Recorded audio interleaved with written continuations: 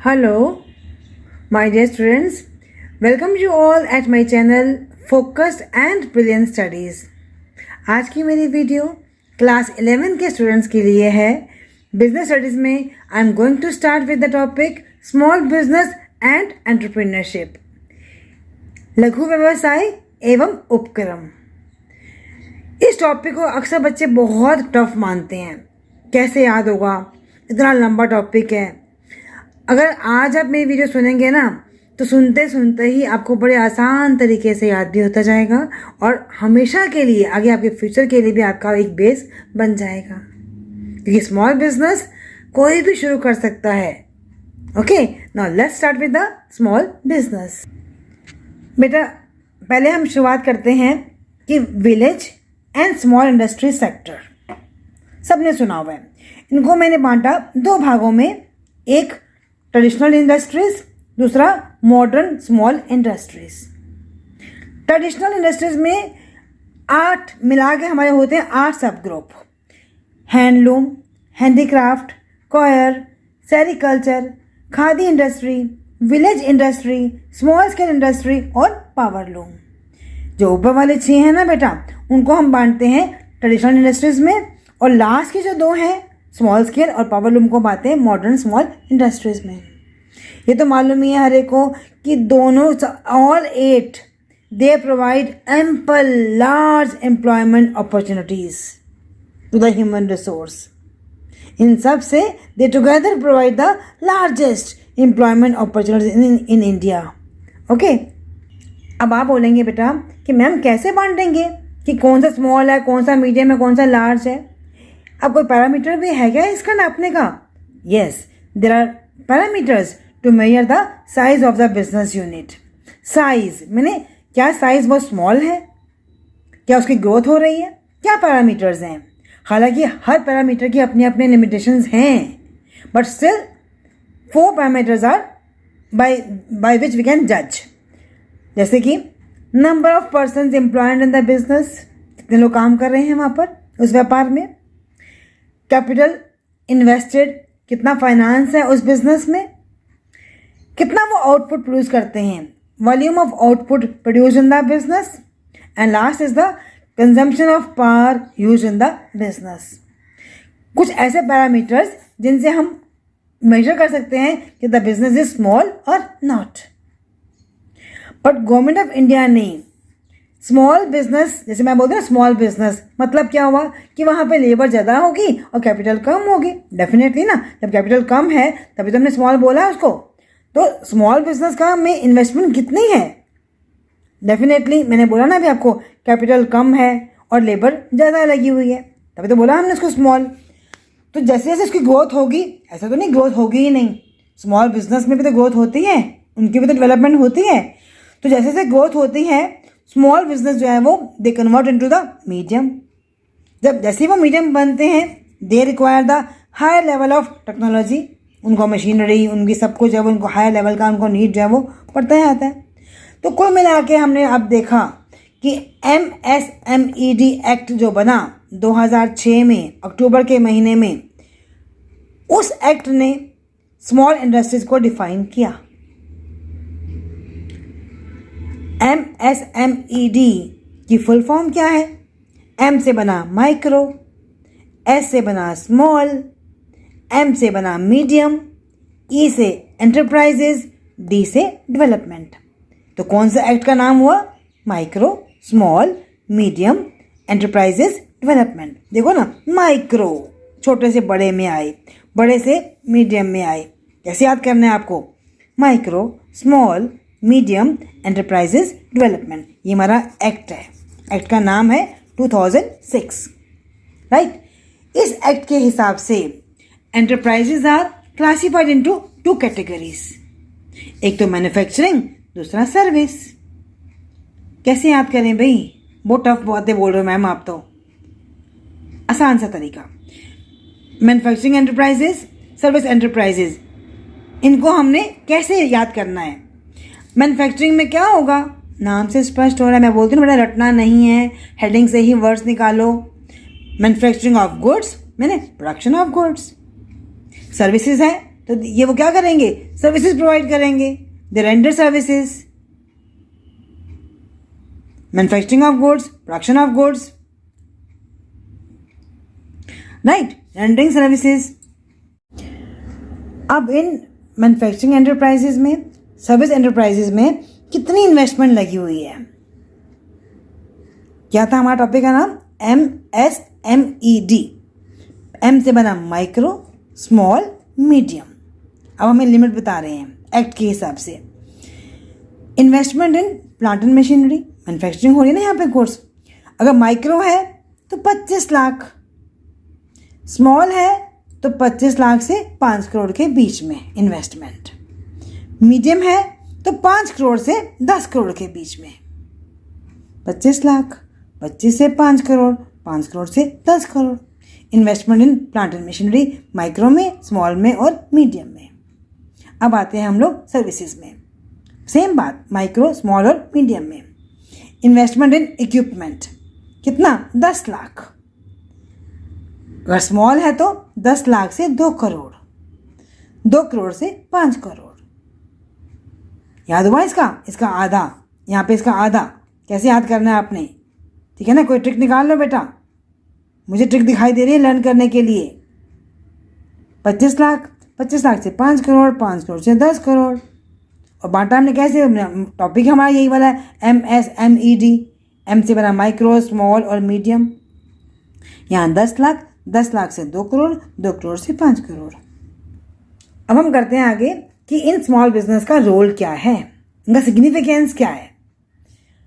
2 तरीके से हम पढ़ेंगे रोल इसका। एक तो इन socio economic development of India में क्या रोल है इनका, socio economic development of India में। दूसरा, रूरल इंडिया में इनका क्या रोल है।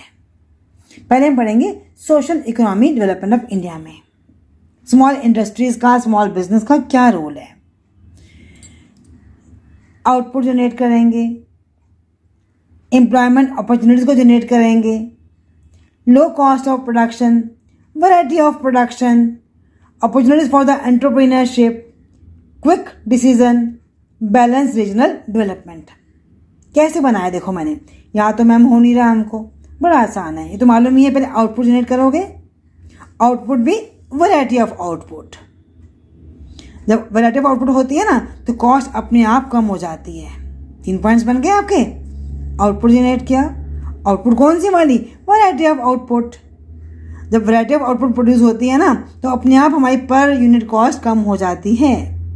कौन कर रहा है, ह्यूमन रिसोर्स कर रहा है, उनको एम्प्लॉयमेंट मिली हुई है तो दे जनरेट एम्प्लॉयमेंट अपॉर्चुनिटीज। जब अपॉर्चुनिटी मिल गई हमको एम्प्लॉयमेंट की तो वो लोग क्या बन गए अब, entrepreneur. Opportunity for the entrepreneurship, उनको अपना डिसीजन वो लोग खुद ले सकते हैं। Entrepreneur can take his own decision quickly, timely. तो उससे क्या हुआ, पूरे इंडिया में बैलेंस्ड रीजनल डेवलपमेंट हो गई, राइट। अभी हम 1 बाय 1 इनको करेंगे एक्सप्लेन। अब आते हैं हम लोग रूरल इंडिया में।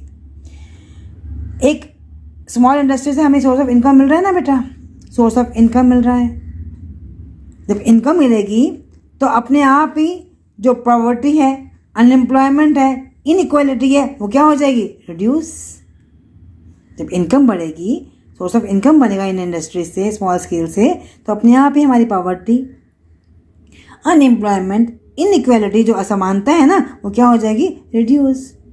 लोग वहीं पर ही काम कर रहे हैं तो जो लोकल रिसोर्सेज है, जहाँ इंडस्ट्री है वहीं के गांव वाले लोग काम कर रहे हैं, वहीं रूरल वाले काम कर रहे हैं, तो यूज़ ऑफ लोकल रिसोर्सेज। जब वो लोग वहीं काम कर रहे हैं तो उनका माइग्रेशन तो रुक गया, उनको अब शहरों में आने की जरूरत ही नहीं पड़ेगी। That prevent migration, right. इससे क्या हुआ, increase industrial growth, employment opportunities in the rural and backward area. सब पॉइंट्स याद हो गए बेटा। चलो अब 1 by 1 we will explain all the points. पहले मैंने बोला आउटपुट जनरेशन। अब मालूम होगा आपको कि स्मॉल इंडस्ट्रीज में पूरे ग्रॉस इंडस्ट्रियल वैल्यू का 40% ऐड होता है, एडिशन। इतना कंट्रीब्यूशन देते हैं स्मॉल इंडस्ट्रीज। और इनका जो है ना 45% ऑफ द टोटल एक्सपोर्ट का इनका स्मॉल इंडस्ट्री से जाता है एक्सपोर्ट में। तो कितना आउटपुट जनरेट करते हैं लोग।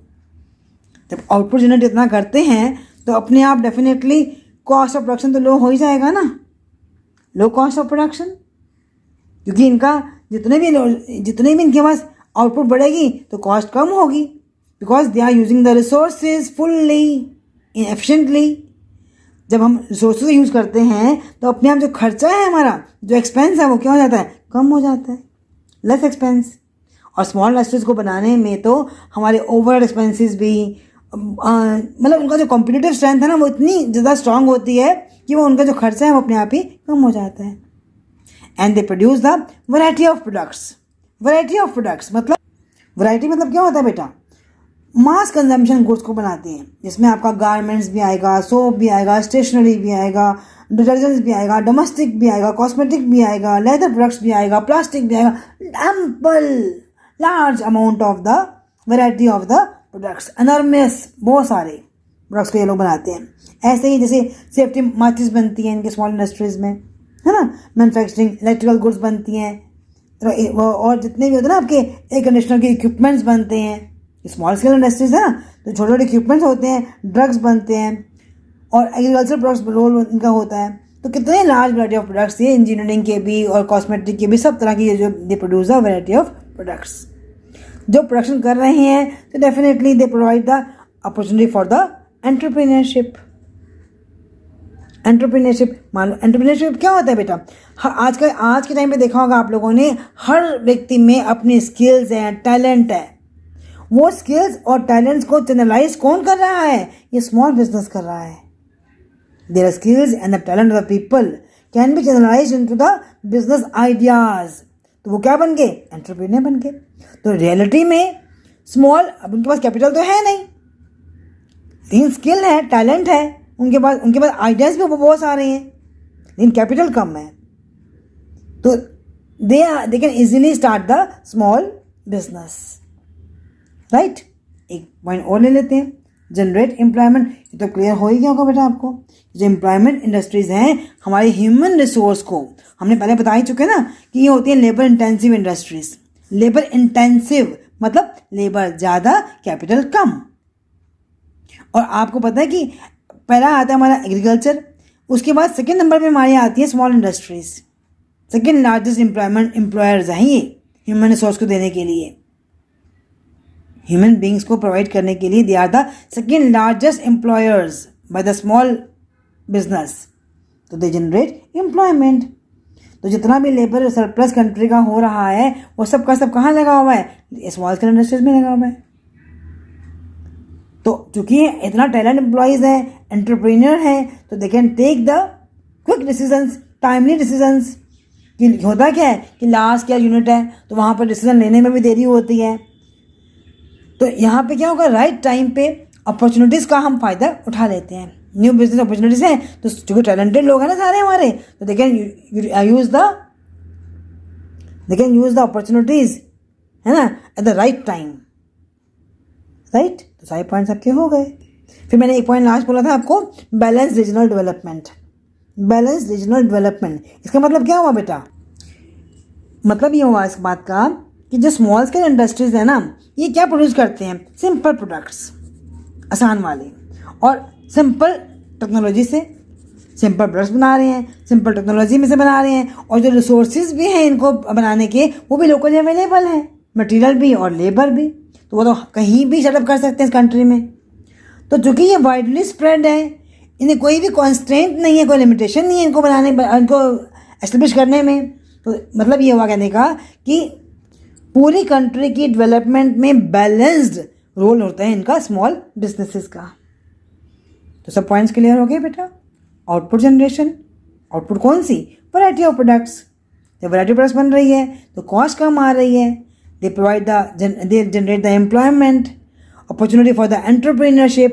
एंटरप्रेन्योरशिप क्या होता है, स्किल्स हैं, टैलेंट है ना, और then they can take the quick and timely decisions, and that's why there is a balanced regional development of the country without any constraints, without any limitations, right. अब next हमने क्या करना है कि role of the small business in the rural areas. Rural India में क्या role है इनका, they provide the source of income, they generate multiple source of income to the rural households. वो लोग कहाँ लगे हुए हैं? नॉन एग्रीकल्चरल एक्टिविटीज़ में लगे हुए हैं. वो उन्होंने खुद ही अपनी सेल्फ एम्प्लॉयमेंट, बोलते हैं मोदी जी आपके आत्मनिर्भर भारत. तो आत्मनिर्भर भारत क्या है? वो यही अपने खुद ही अपना सोर्स ऑफ इनकम को रेज कर रहा है. राइट. उससे क्या हुआ? पॉवर्टी खत्म हो गई, पॉवर्टी कम से कम हो गई, अनएम्प्लॉयमेंट भी कम हो गई, इनइक्वालिटी भी कम हो गई. तो स्मॉल इंडस्ट्रीज ने इतना बड़ा रोल प्ले किया कि जितना भी अदर सेक्टर्स के साथ में पॉवर्टी हो रहा था, ये सब हो रहा था, वो सब क्या हो गया? रिड्यूस हो गया. लोग वहीं के वहीं काम कर रहे हैं. Use of the local resources, उनका जो मोबिलाइजेशन है, they use of the local resources and skills, जो कि पहले अनयूटिलाइज था.